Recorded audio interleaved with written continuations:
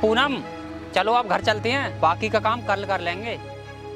नहीं जी, हम कल के लिए कोई काम नहीं छोड़ेंगे। सारा काम हमें आज ही निपटाना है, क्योंकि कल को हमें दूसरी जगह मजदूरी करने जाना है।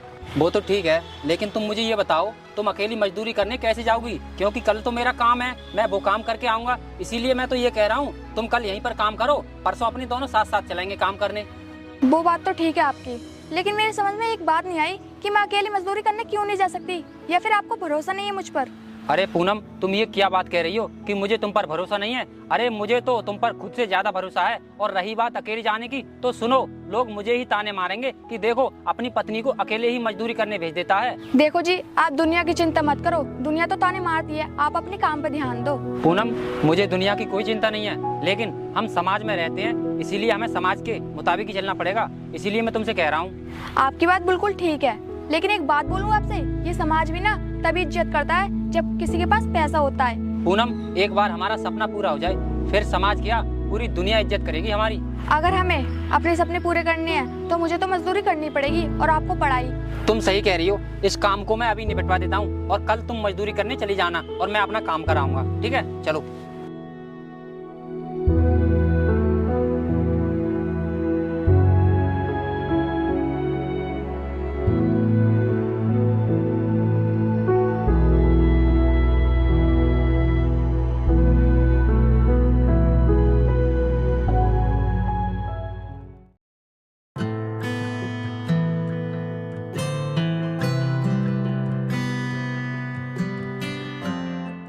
गौतम,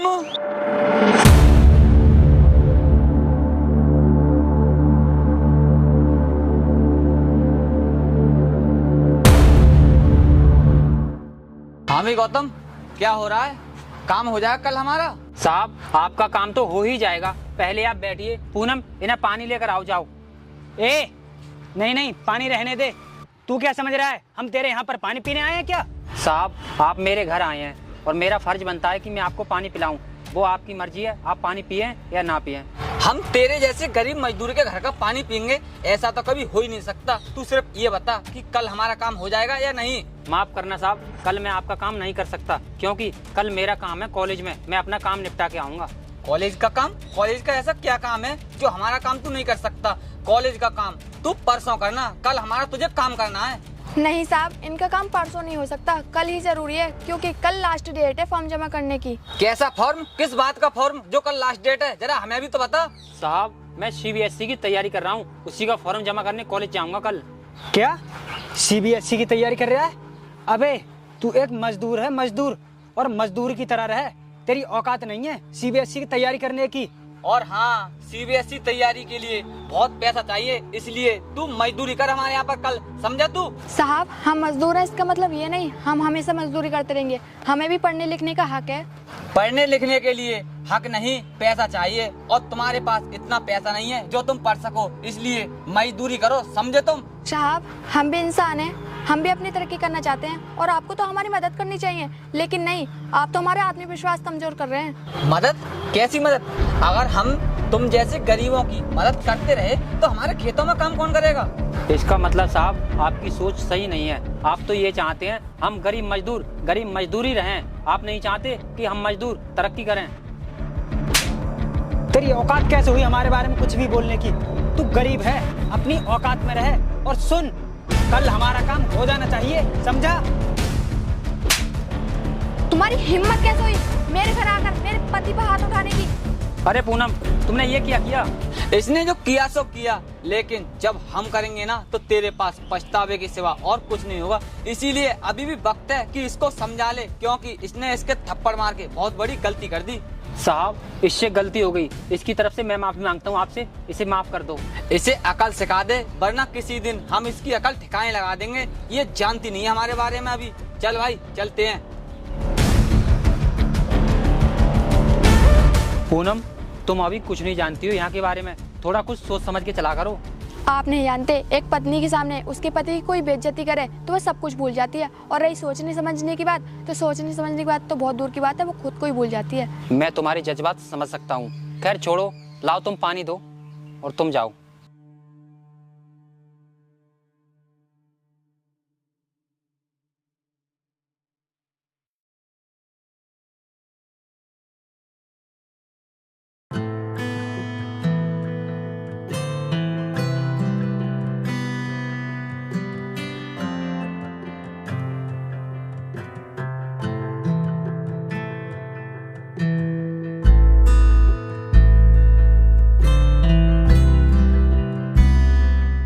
भाई फसल तो अब की अपनी अच्छी है, और भी अच्छी हो जाती अगर सही तरह से इन धानों में से घास की सफाई हो जाती ना, तो क्योंकि कहीं कहीं घास की वजह से अपनी फसल कमजोर है। सही कह रहा है। चला, अपनों को दूसरे खेत पर भी जाना है। आ चलते हैं। चलो।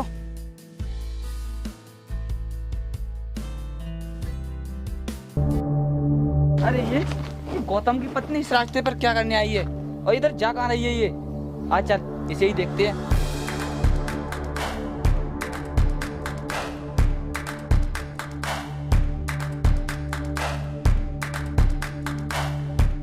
अरे तू और अकेली, और तेरा पति कहाँ है? हम तो तुम दोनों को कहकर आए थे कि हमारे काम पर तुम दोनों सही समय पर आ जाना। मैंने तुमसे कल कहा नहीं था?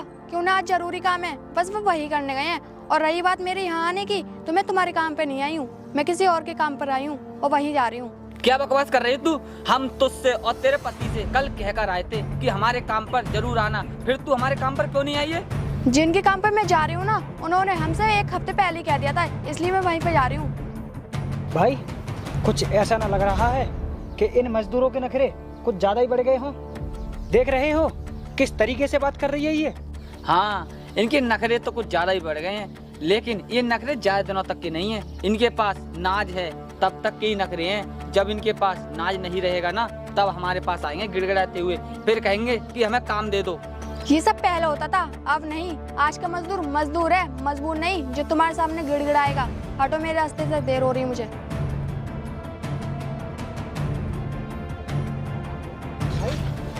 ये तो गई। आपने मुझे कल भी रोक लिया था कि इससे मैं कहूँगा कुछ, लेकिन आपने तो कुछ कहा नहीं। कब कहोगे इससे? तू चिंता मत कर, ये मजदूर मजबूर भी होंगे और मजबूर होकर हमारे ही पास आएंगे, फिर तू जो चाहे वो कर सकता है। अगर ऐसी बात है तो ठीक है, चलो चलते हैं।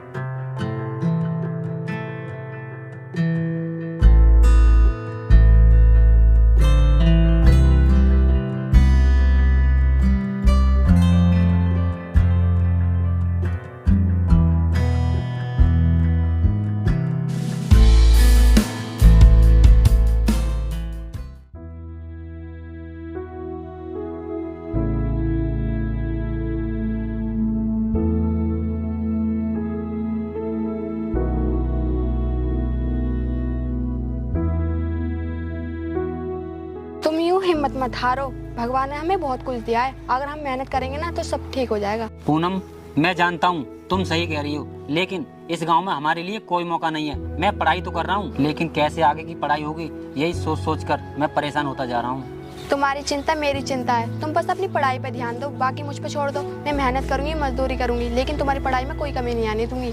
पूनम, ये तुम क्या कह रही हो? एक तो तुम पहले से ही बहुत काम करती हो और अब मजदूरी के लिए कह रही हो। हाँ गौतम, ये हमारा सपना है और इस सपने को पूरे करने के लिए मैं कुछ भी कर सकती हूँ। बस तुम एक बात ध्यान रखना, तुम्हें डीएम बनना है तो बनना है। पूनम, तुम मेरे लिए इतनी मेहनत कर रही हो, अब मेरा भी फर्ज बनता है कि मैं तुम्हारी मेहनत बेकार नहीं होने दूंगा और लगातार आगे बढ़ता रहूंगा। कभी भी मैं पीछे मुड़कर नहीं देखूंगा। मुझे तुम पर पूरा विश्वास है, क्योंकि अगर इंसान के हौसले बुलंद हो और एक दूसरे का साथ हो तो कोई भी सपना अधूरा नहीं रह सकता। पूनम, तुम सही कह रही हो। अब हम खूब मेहनत करेंगे और अपना सपना पूरा करके ही रहेंगे। हाँ, हम भरपूर मेहनत करेंगे और अपने सपने पूरे करेंगे। अब तुम पढ़ाई कर लो, मैं घर के काम कर लूँ। ठीक है।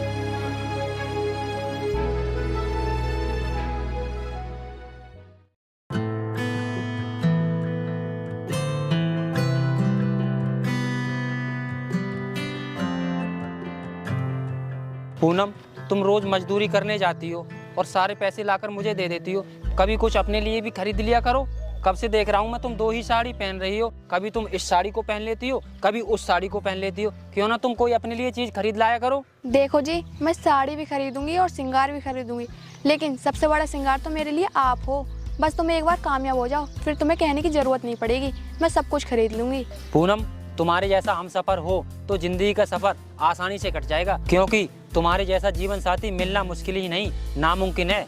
काफी देर हो गई है, तुम भी लेट हो रहे हो और मैं भी। चलो अब चलते हैं। चलो।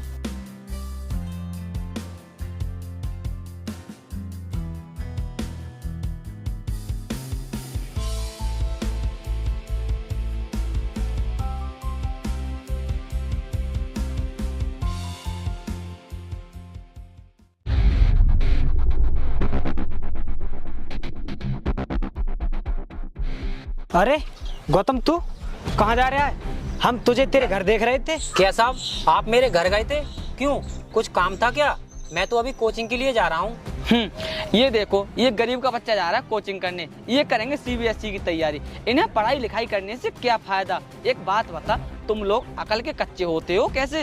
हाँ साहब, हम गरीब लोग आपको अकल के कच्चे ही लगेंगे, क्योंकि हम अपना सपना पूरा करने के लिए जी जान जो लगा देते हैं, इसीलिए आपको हम अकल के कच्चे लगते हैं। अबे तुम गरीब लोग अकल के कच्चे नहीं होते तो अपना पैसा पढ़ाई लिखाई में बर्बाद क्यों करते? जितना पैसा तू अपनी पढ़ाई लिखाई में लगा रहा है, उतना पैसा तू जाकर अपने घर में लगाना, अपनी बीवी को अच्छी अच्छी साड़ियाँ दिलवा। हाँ, ये बिल्कुल सही कह रहा है। तेरी पत्नी इतनी सुंदर है और तू इसे बेकार कपड़ा पहनाता है। अरे ये इतनी सुंदर है, इसको सुंदर सुंदर साड़ी ला के दे। अगर तुझ पे नहीं हो रहा तो हमें बता, हम ला के देंगे। अबे ये मेरी पत्नी है और मैं इसे कैसे भी कपड़े पहनाऊं, तुझे क्या मतलब? और हाँ, आज के बाद मेरी पत्नी को कुछ भी कहने की जरूरत नहीं है, समझा तू? ए गौतम, तेरी इतनी हिम्मत हो गई, तू हमारे गिलेमान पर हाथ डालेगा? अच्छा, तुम किसी की इज्जत पे हाथ डाल सकते हो और कोई तुम्हारे गलेमान में हाथ डाले तो तुम्हें इतना बुरा लग गया? इंसान को अपनी हैसियत के अनुसार बोलना चाहिए और तुम्हारी हैसियत हमारे सामने खड़े होने तक की नहीं है और तू ज्यादा बकवास कर रही है। उस दिन हमने तुझे छोड़ के दिया तो तू क्या समझती है? हम तुझे आज भी छोड़ देंगे। उस दिन का थप्पड़ का बदला तेरे पति के सामने लेंगे। देखते हैं हमें कौन रोकेगा। अगर तुम लोग हमें ज्यादा परेशान करोगे ना तो हम सीधे पुलिस के पास जाएंगे। तू जानती भी है तू पुलिस की धमकी किसे दे रही है? पुलिस हमें छू भी नहीं सकती। अगर तुझे यकीन ना हो तो बुला ले पुलिस को। पुलिस देखते हैं हमारा क्या करेगी। तुम्हारा दिमाग खराब हो गया है जो तुम पुलिस के बारे में ऐसा बोल रहे हो। अरे तुम तो क्या, पुलिस तो अच्छे अच्छे डॉन को भी नहीं छोड़ती।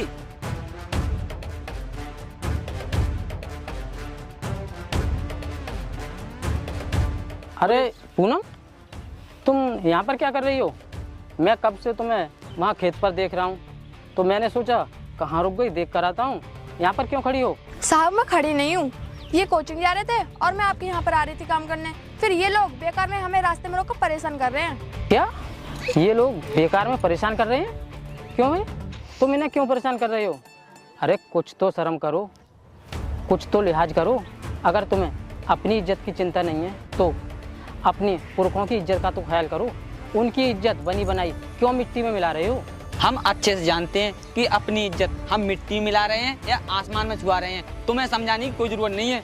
अगर तुम अच्छे से जानते होते ना तो इन जैसे बेचारे गरीब मजदूरों के लिए बेकार में परेशान नहीं करते, समझे? तुम कुछ नहीं जानते। अपने बड़े बूढ़ों की कुछ तो इज्जत रखो। ये गरीब मजदूर लोग तुम्हें बेचारे लग रहे हैं? ये बेचारे हैं, इन्हें तुम जैसे लोगों ने सर पे चढ़ा रखा है, तभी तो ये इतना बोलते हैं। इनको तो सिर्फ जूतों की नोक पर रखना चाहिए, समझे? तुम्हारे जैसे चंद लोगों की वजह से ये गरीब मजदूर लोग सभी के लिए बुरा समझते हैं। अगर तुम इन लोगों की भलाई नहीं कर सकते तो इनके साथ बुरा भी मत करो। अब ऐसा है, तुम इन गरीब लोगों को यहाँ से ले जाओ। अगर हमारा मूड खराब हो गया ना तो तुम सोच भी नहीं सकते कि हम क्या करेंगे। क्या करोगे तुम लोग? हम गरीब जरूर हैं, लेकिन हम अपनी बदनामी कभी भी बर्दाश्त नहीं कर सकते। तुम लोग इनकी बातों पर क्यों ध्यान दे रहे हो? चलो, ये सिर्फ भौंकने वाले कुत्ते हैं, ये तो भौंकते ही रहेंगे। तुम अपना रास्ता क्यों बदलोगे इनकी वजह से? चलो आओ।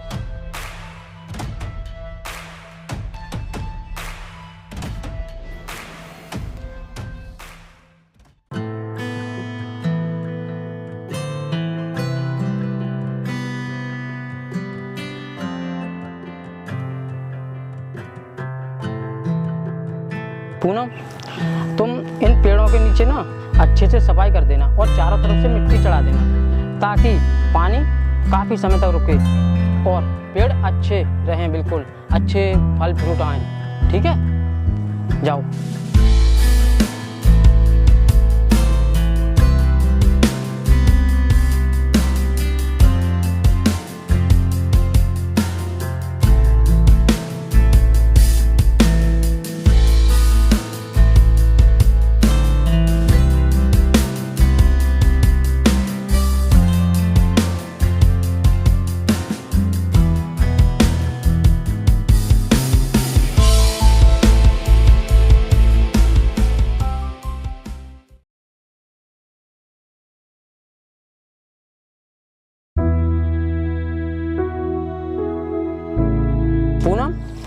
हो गया सारा काम? हाँ साहब, हो गया। ठीक है, तुम बहुत मेहनत करती हो। ये लो।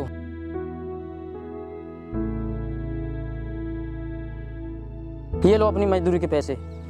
धन्यवाद साहब। ठीक है, चलो अब, वरना अपने घर पहुंचने में लेट हो जाओगी तुम। चलो।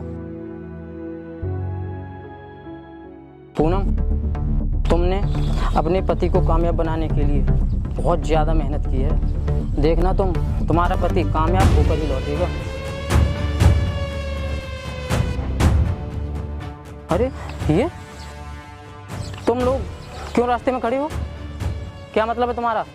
हटा, रास्ता छोड़ो। हम रास्ता छोड़ने के लिए नहीं, रास्ता रोकने के लिए खड़े हैं। उस दिन तो तू इसको बचा के ले गया, लेकिन आज इसे बचा कर नहीं ले जा पाएगा, समझा? बचाने वाला मैं नहीं, बचाने वाला तो ऊपर वाला होता है। और तुम्हें एक बात बताऊं, तुम लोग हमारा रास्ता तो रोक रहे हो, लेकिन तुम्हें ये नहीं मालूम कि गौतम इसका पति क्या बनने वाला है। जब सुनोगे ना कि वो क्या बना है तो तुम्हारे होश उड़ जाएंगे। आखिर तुमने उसे कुछ बनाने लायक कर ही दिया। कोई बात नहीं, आज तुम्हारा और इसका वो हाल करेंगे कि उस गौतम के देखते ही होश उड़ जाएंगे। जब गीदड़ की मौत आती है ना तो वो गांव की तरफ दौड़ता है, जैसे कि तुम लोग आए हो। आज तुम्हारी मौत पक्की है, समझे? भाई, वो गाड़ी किसकी आ रही है? मैंने तुमसे कहा था ना कि तुम्हारे होश उड़ेंगे। अब तुम्हारे होश उड़ाने वाला आ गया, देखो।